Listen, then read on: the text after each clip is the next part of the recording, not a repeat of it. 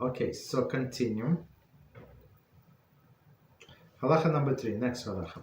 The teacher of the children who leaves the children and goes out, or remains with them and perform other work, or is lazy in the instruction, is included in the admonition.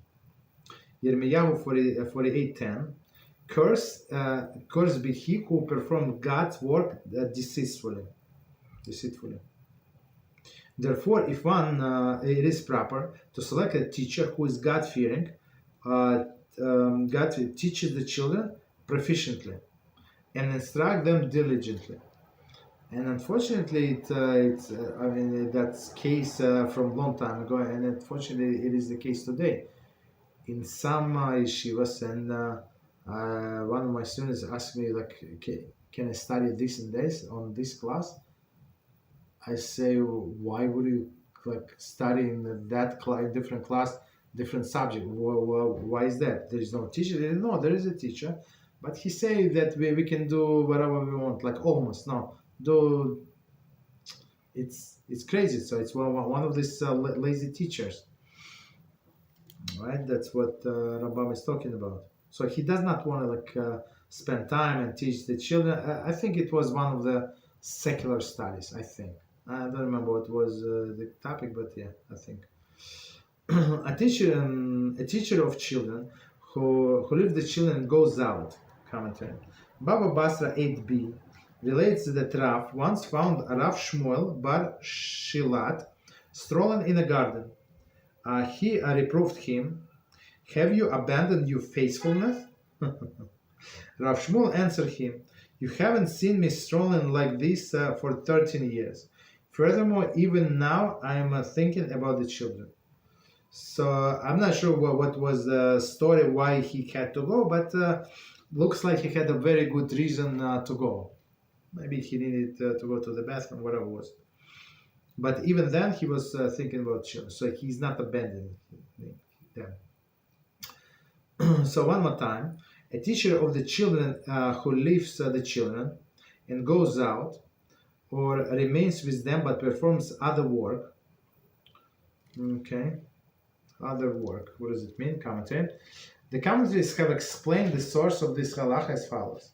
The Yerushalayim Talmud and Demai 7:3. So in Yerushalayim Talmud, they go by Mishnah. So Mishnah goes chapter and halachah in this chapter. That's how they structure. Okay, that's why it says Demai 7:3. Relates that Rabbi Yochanan encountered a teacher who looked emancipated. When the sages inquired about him, his colleagues explained that he fasted. Rabbi Yochanan was very critical. If a normal hired worker is forbidden to undergo penances, lest he not produce as much as desired, how much more so does that apply to someone going God's work? Accordingly, since we find that a person hired to do one job should not perform another at the same time. Tosefta Baba Metzia 4:7. It can be assumed that the teacher should refrain from doing so. So the story is they found this sage and he looks very weak. Right? They ask, well, what is the problem? He's fasting. So I say, you're not allowed to fast. So, and the parallel is the hired worker. So you hired him to work in your field because he looks strong and I don't know, he's young and he looks strong. And this younger, strong guy decided to be a great tzaddik, and he decided to fast. And even if he wants to work good, he simply does not have any strength to do that. You understand? He's very weak. I don't know, maybe first 2-3 hours there is no problem. But after that, it started kicking in. I mean, 3 hours, in a day, right? So it's kicking in, and that's it. So it's like, in some sense, he's stealing from his employer.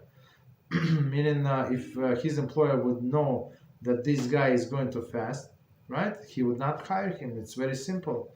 And the same parallel is here.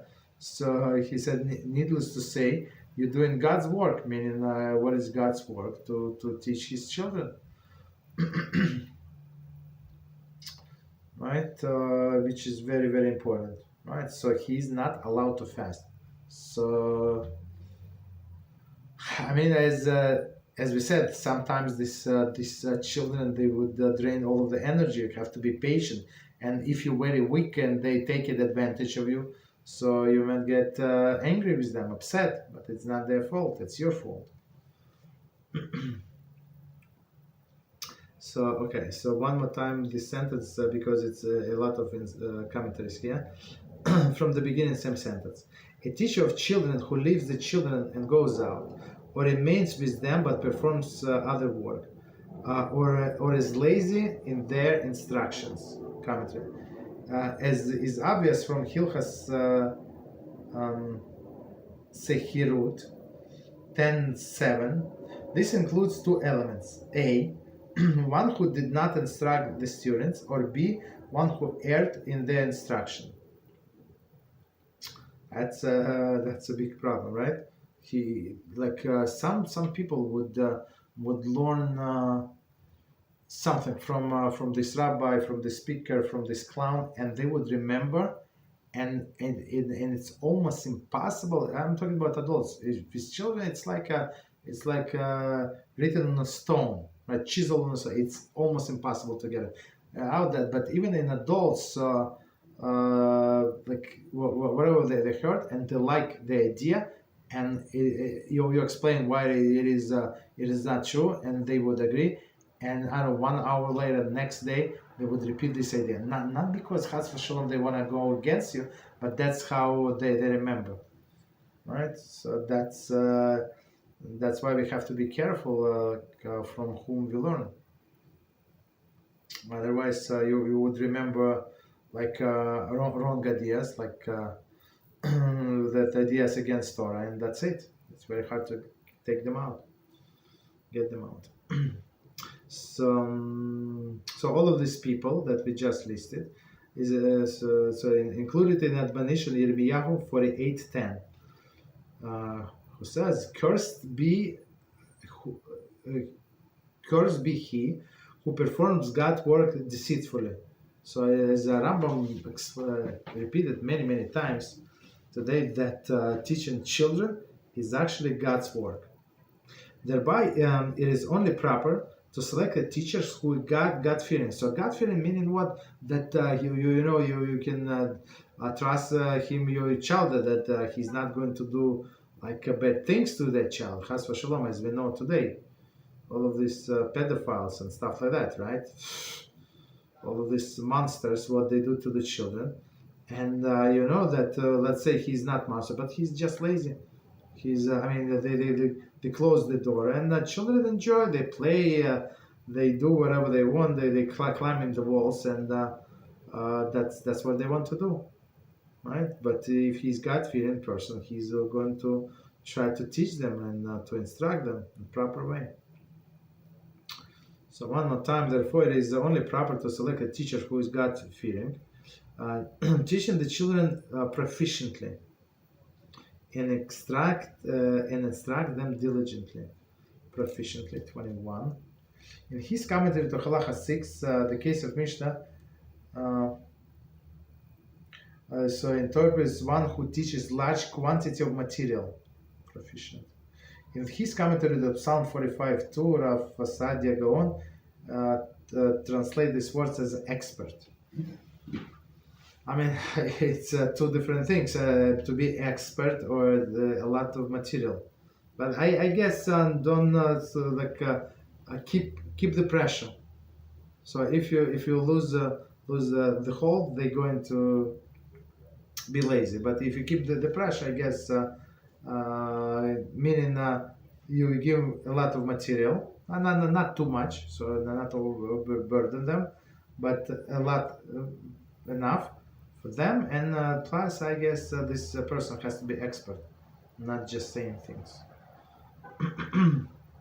And instruct them diligently. Commentary. Baba Basra 21a and b emphasizes the importance of the precise study by relating the following story. After Yov returned from slaying the males of Edom, it's Shmuel base 11:16. King David asked him to explain his action. He replied, "Doesn't the Dvarim 25:19 state, wipe out of males, Zachor, of Amalek?" David told him, "You are mistaken.